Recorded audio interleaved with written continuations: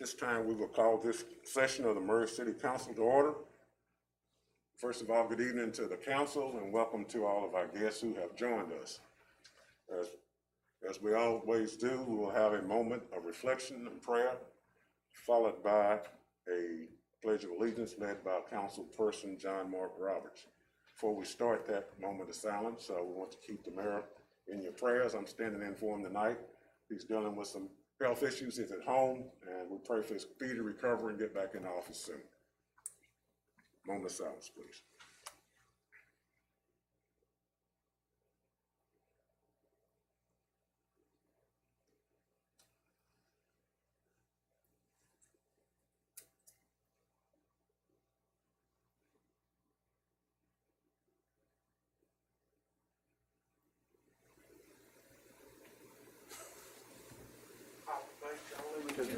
To the flag of the United States of America and to the republic for which it stands, one nation, under God, indivisible, with liberty and justice for all. Can you help me that seat over there? Justice for all.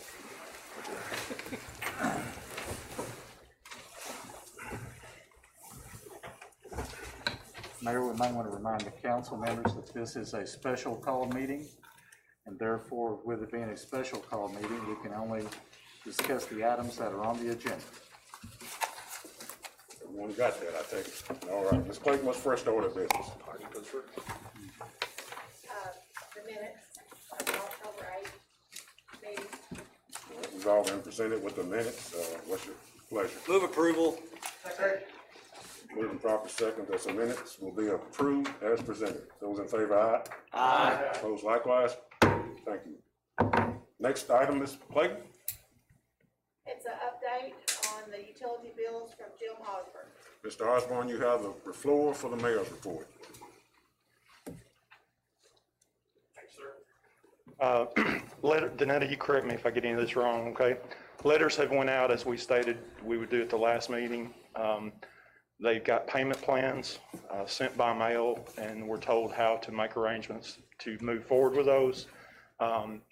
They will get on their bill. There will be another notification on the bills that go out next, and then there'll be 2 more phone calls to the residents so they're aware of what we're doing. Since we sent out the letters, we've had 61 come in out of the near 500 and have paid in full. And we've had, Kim said, multiple others that have come in and started making payments. So that's where we're at right now. How long do they have to pay for this? I mean, We what's the deadline? we split it up in 12 monthly payments based off what they owed, but they would have to have a payment made by the 13th because cutoffs would be the 16th of November. You want to update us on meetings going forward? You talking about virtual? Yes, sir. Yes, sir. This will most likely be our last in-person meeting of the council or any of our commissions or committees. So we'll do our best to watch our emails and let everybody know when the WebEx meetings will be held.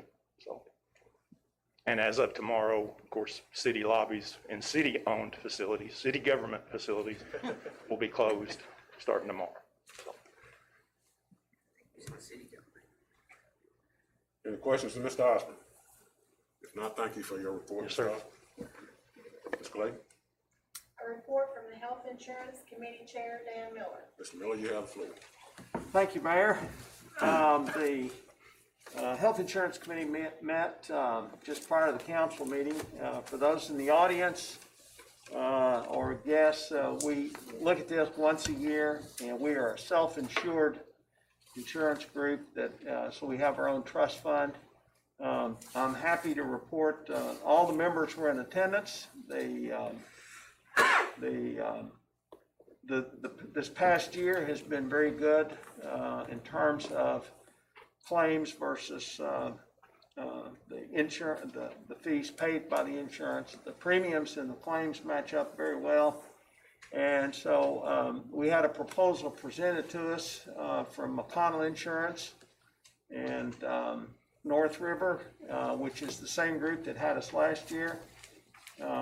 And it was unanimous vote of the Health Insurance Committee to renew that the insurance for the coming year, which will show a small increase in single and families, but certainly nothing like we've seen in the past. So with that, I'll move that we accept the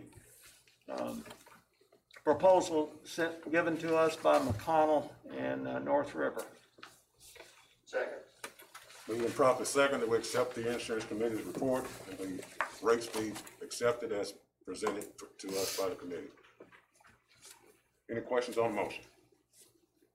Any questions on the motion? This is a voice vote. All in favor, aye? Aye. Opposed likewise? Thank you. Ms. Clayton, what's the next order? Report from the recycling work group. Ms. Seaver, Dr. Young, you have the floor.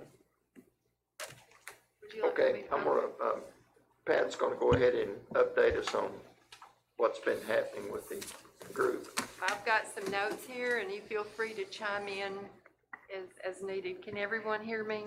Oh, can't hear you.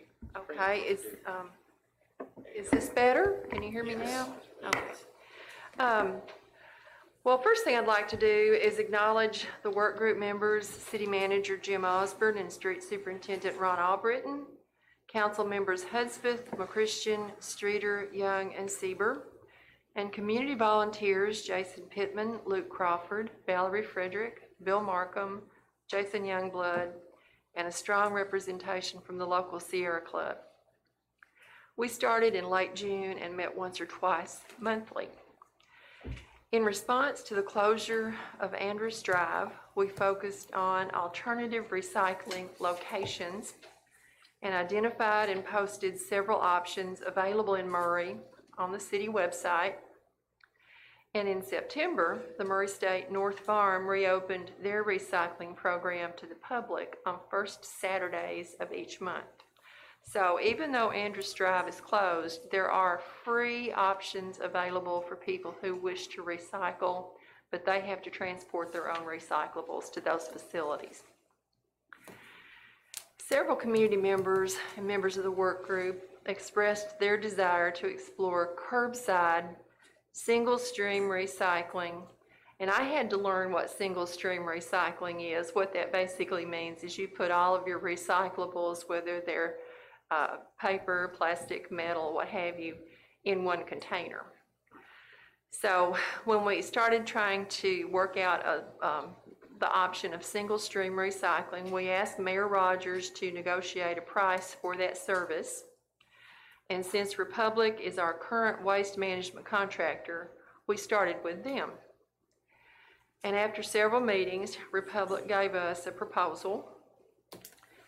They need 500 to 550 subscribers, and they will then start bi-weekly service for residential only customers.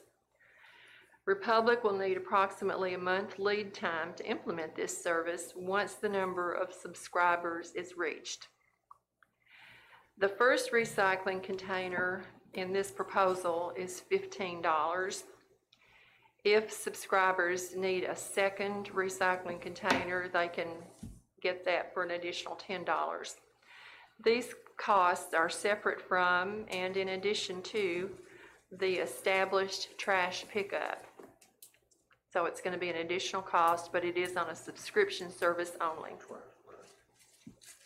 For twice a month, but the cost is once a month, $15 a month.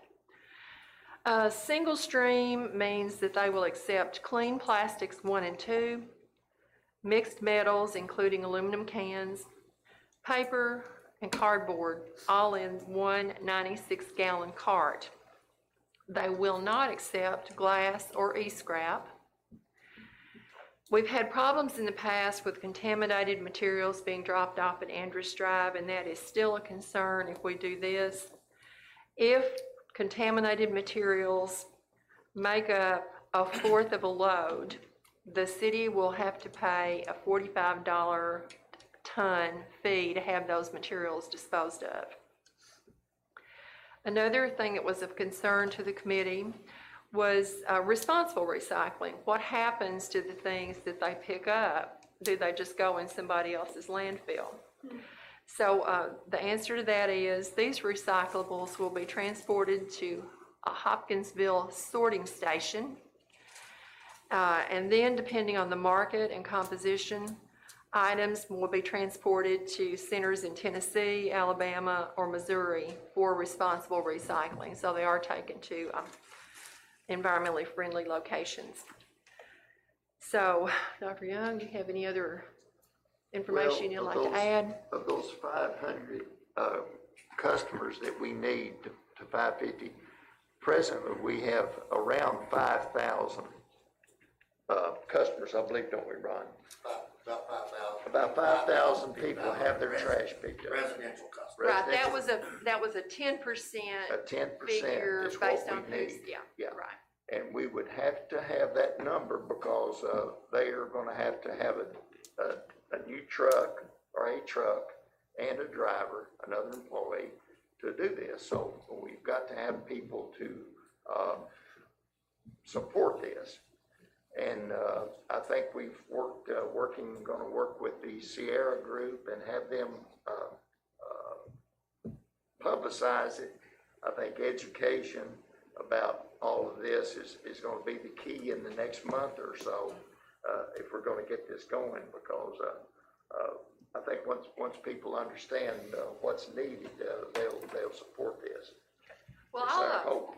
I'll read our recommendation and then open the floor for any questions or comments. This work group is recommending that we proceed with the plan outlined above and request city attorney to work with administration to develop the necessary procedures and ordinances, and that we prepare information to be mailed to city residents in their utility bills, explaining that this is an optional subscription service. And we are asking the Sierra Club and other volunteers for their support in educating the public and helping market the program. So, what other questions or comments? Pat, I'm sorry, I didn't hear, how, is it twice a month? They will pick up recyclables every other week. And we have to have 500 to 550 before it starts? They are requesting 500 to 550 separate subscribers in order to start it. Is there gonna be a sign-up program then, and when you get up to that 500 or 550, then that's your target date to start? Is that how it's gonna? That's what we were envisioning. I think we are gonna leave that up to the city administration to handle the details. Jim, do you wanna talk a little bit about that? Sure, we will get with Kim and Danetta and the billing folks in our department here, and we'll come up with whatever the easiest way for them to get the word out to people and start getting the signatures. The issue that we have is, the reason we have to get 500 is if we start right away, the city has to pay the difference in, if there's only 50 customers, we gotta pay for the 450. So that's what we're looking at right now. So I'm assuming we're looking at sometime after the first of the year to be able to get our ducks in a row. Is that fair? Realistically, I think that would be the soonest, and Republic still needs some lead time. Once we get 500 people committed to doing this, they're gonna need about a month to handle their part of the recycling commitment. Does this mean Andrews Drive would be closed then? We saw this as a separate issue from Andrus Drive. It's my understanding that Andrus Drive has cost the city anywhere between $60,000 and $70,000 a year to operate because people are putting contaminated items in there. The market for recyclables has not been particularly strong, especially for plastics. We've also had problems at Andrus Drive with people using it as a trash service from as far away as places in Tennessee. Ron Albritton can tell you many more of the details about that than I can, but it's my understanding there are no plans to reopen Andrus Drive right now. How much longer do we have our contract with, That's a good question. That contract expires in October of next year, so we're under a year right now. Jim, do you want to address that, or Ron? We would have 90 days prior to the expiration to determine if we want to renew or not. It can be renewed at any time. Ron's been working with them, getting some numbers, but we have to have an answer on the renewal of their sanitation contract by at least 90 days ahead of October of next year. So, and then the word we've got from them thus far is that the initial price is going to be a little less than it was this year. But we haven't seen that in hard figures yet. So that's And where. I think, from conversations, this plan, the recycling plan is contingent upon us signing up. Yes, they would like us to renew their sanitation contract because there is a clause in their contract that we can renew it without going out to bid. So that's what they've asked, if they're going to provide the recycling, that we do that. But we can go ahead and start getting signatures. Yes, sir. Yes, sir. Part of the, I guess, contract that we'll ask people to sign, is there a limit to how long they have to have it before they can cancel it? We'll talk with Kim and Warren on that. And I'm sure Kim can give us a figure of when it would be cost effective, you know. So, yeah, we'll definitely work with finance to see. Okay, I mean, even as an individual, you don't want 500 to sign up and 3 months in, 400 of them say, I don't want to do this. Exactly, So yeah. I don't know if that's something that they require or something that we will have to require, but I think probably something that we need to look at. Yeah, we'll have to look into that. Okay. Linda? I just wonder, I know y'all been at this since June, you worked very hard on it. Do we have any figures on how much other cities our size are paying for the recycling? I actually have done some research on that. Murray is the 20th largest city in Kentucky based on population. So I went to 20 different city, I either called them or went to their website to see what kinds of services were offered. And obviously, as you would expect, it's much more likely in areas outside large population centers around Lexington and Louisville, not so much in more rural areas.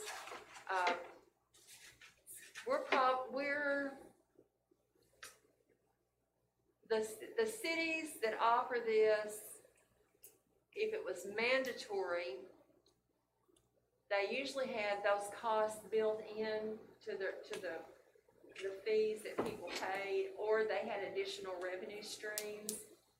The smaller the population of the towns, the less likely it was to have curbside recycling. I'd say probably 12 to 15 towns that I surveyed offer some kind of recycling. Many of them are a county-wide recycling program where the city residents are included in that. I did talk to someone from Paducah that lives in Paducah. We got on a tangent after Rotary on our Zoom meeting. We got cut off, and Terry was there on it too. But one member lives in Paducah, and she had to buy her cans, which were about $50 a piece. And she has them picked up once a month. She could have them twice if she wanted, same price. And I think she said that hers was $12 a month to do that. So I think we're all in the ballpark from $12 to $15 a month.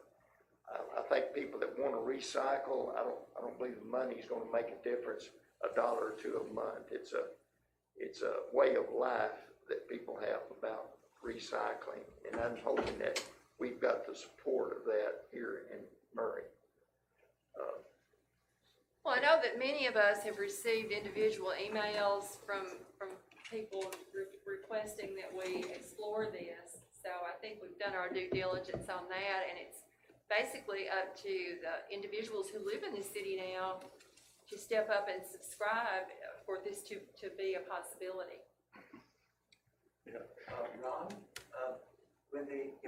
if someone decides to subscribe, is there a deposit or anything like that they would be asked to? I would talk to Kim about that, but I don't know that we would want to charge the first month's fee, because this may, as Ms. Sieber and I were talking, this may take 4 or 5 months to get 500, so, but I will work with the finance staff and we'll see.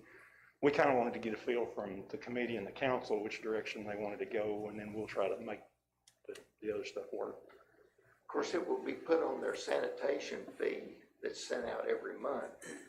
So if they don't pay that bill, things start rolling. Right. So, I'm sure there wouldn't be necessary to have a deposit. I haven't heard of one. Have you, Ron? That would be a question. That's actually something we'll have to do once the warrant bubbles on, one to see if it can be put on their utility bill for their other utilities, and also if they don't pay that, that means we have to collect. So, we'll have to work out the board's office.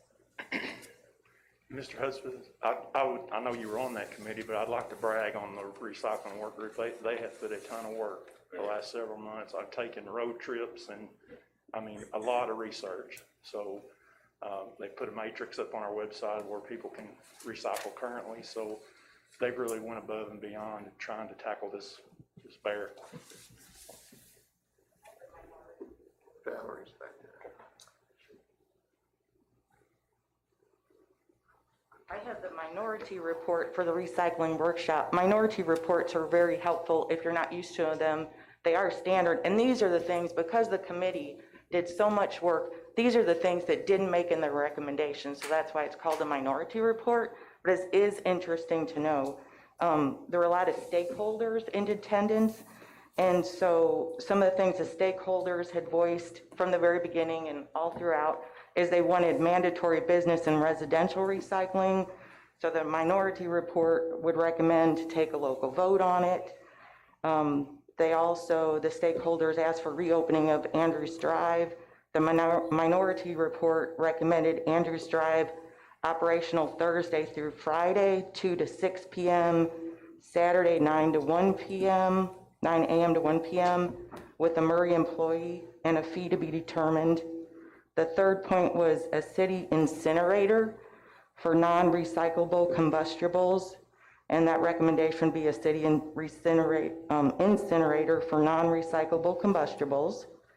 The fourth point was resident volunteers, access to city property for volunteer efforts. This would save the city money and allow our residents to share their passion. That was one of the field trips. So I think Terry Streeter and Ron went to Marshall County, and so they have Class D felons using baling wire. So the minority report would recommend that volunteers have access to city property to help. 2 additional recommendations would be that Republic Refuse is based out of Phoenix, Arizona. And this might have been Pat. I think Pat had this in an email that there had been 12 years of green solutions before the pandemic had closed them down. So we would recommend that it be put open for bid in case a local company wanted to start up again, and that our contract not be exclusive, because when I had talked to the gal who is currently running it, she had a break even at 60 subscribers. So thank you. And I would like to make a clarification about Green Solutions. Green Solutions was a locally operated recycling business that people anywhere in Murray and Callaway County could contract with. For $15 a month, they would come to your house, pick up your clean recyclables, and take them to Andrews Drive. So it's not exactly a full-scale recycling program. Their business was contingent on Andrews Drive or some kind of recycling facility remaining open. I did talk to the former owner, and he said he had 225 subscribers. Thank you. As you can tell, this committee worked hard, a lot of discussion, a lot of people involved, a lot of back and forth on what's best to bring to the city. They have a recommendation.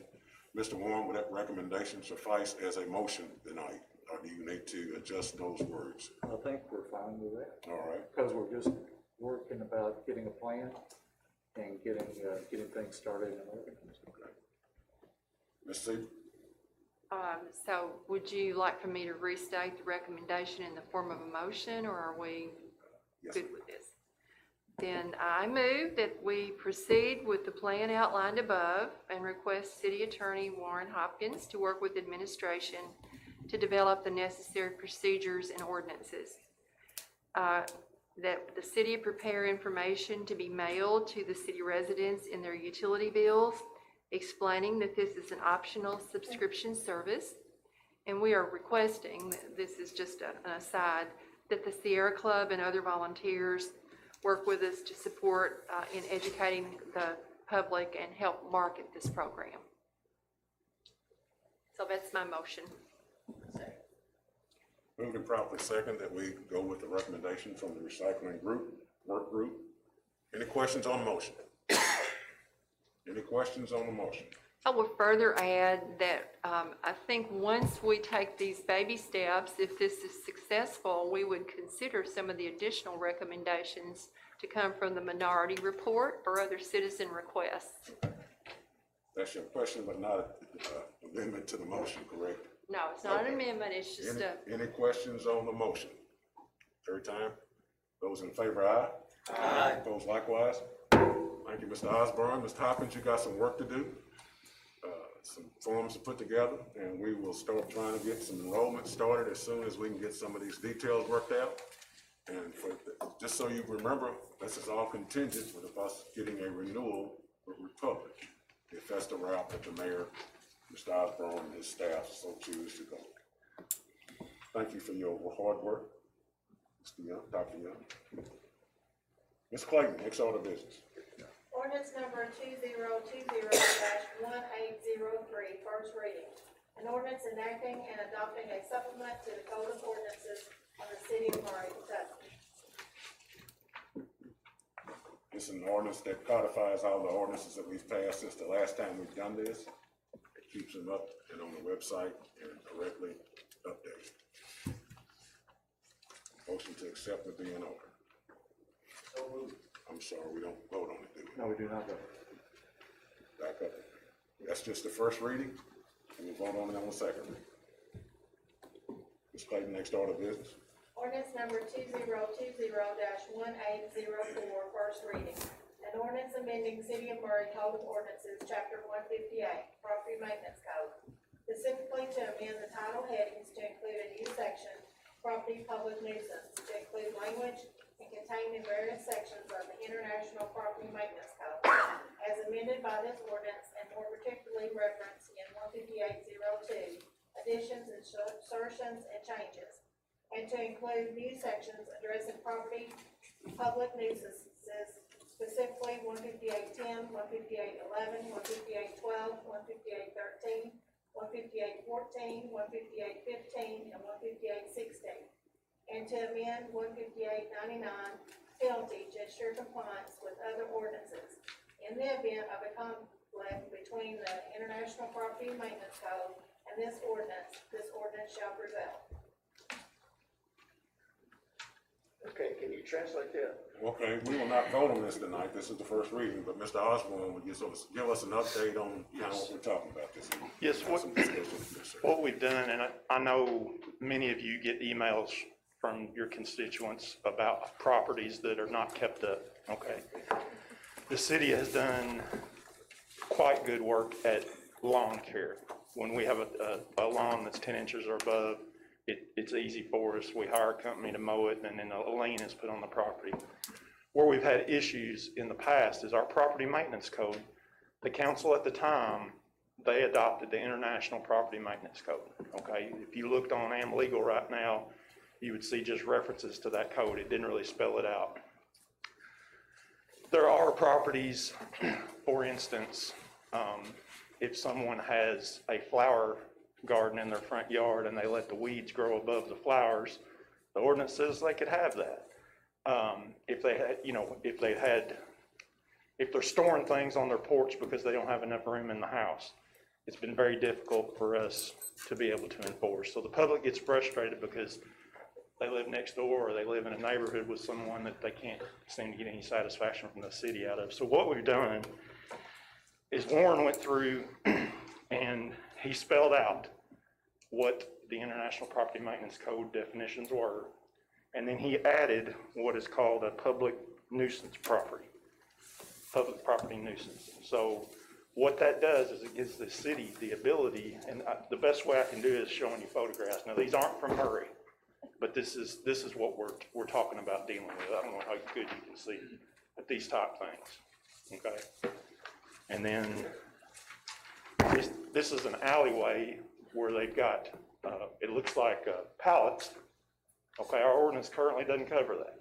So what this changes are gonna do is it's gonna give some teeth to the code enforcement that they can go and clean these properties up. And obviously they'll do it just like we do with the lawns. We'll give the property owner the opportunity first, and then if that doesn't occur, they'll be cited and go to the code enforcement board, and we'll move on from there. But the idea is hopefully you won't be hearing from Murray residents anymore that there's a loophole in our property maintenance. Yes, sir. Jim, who is doing our code enforcement now? You had a code enforcement officer, and he retired. Yes, Kendra Clear is our code enforcement officer. Okay. Yeah, but Chief, I think, Chief, I'm correct in saying that any of the officers, if the chief tells them to go right up alone, I think they do it. So as the police cruise around Murray and make a note of the potholes, they can also check out non-compliance on these properties. Right. And then it doesn't have to come to the council, it go right to the code enforcement. Correct, yeah. And the code enforcement board would most likely start fining them. It's $100 a day fine, but every day is a new fine. So, and there would be a lien put on the property. And if the city would end up having to clean up the property, then obviously there'd be a lien on it, and we would go from there. Yes. Yes. I believe it's 7 to 10 days.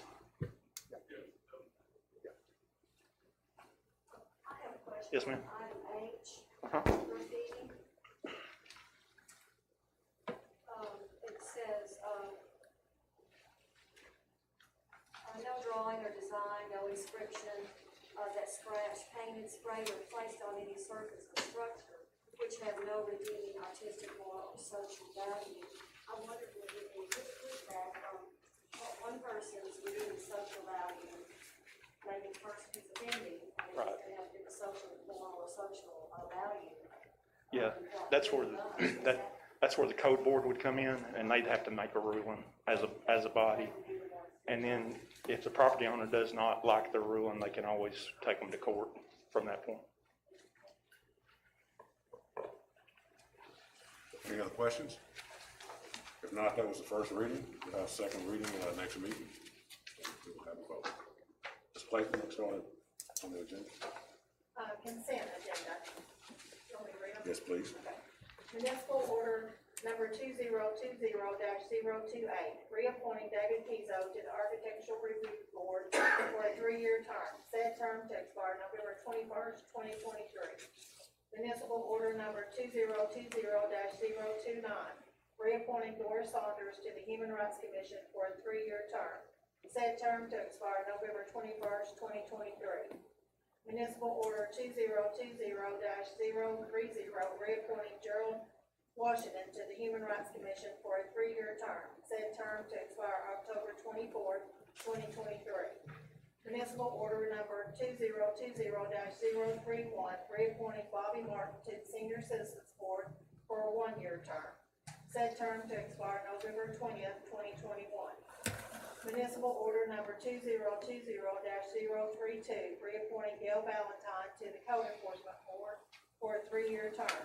Said term to expire October 23rd, 2023.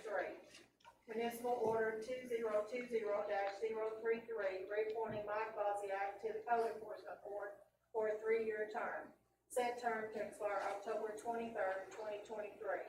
Municipal order number 2020-034, reappointing Bobby Deets to the Planning Commission for a 4-year term. Said term to expire December 19th, 2024. Municipal order number 2020-035, reappointing Clarissa Johnson to Murray Callaway County Parks Board for a 4-year term. Said term to expire December 8th, 2024. Mr. Mayor, I'd move approval on the consent agenda. Moving properly, second on the consent agenda. Any questions on the motion? Not all in favor, aye? Aye. Opposed likewise? That concludes our agenda. Move we Mr. adjourn? Mayor, I move we adjourn. We got movement to adjourn. Those in favor, rise and go home. Thank you. I think that we're in a hurry to get out of here.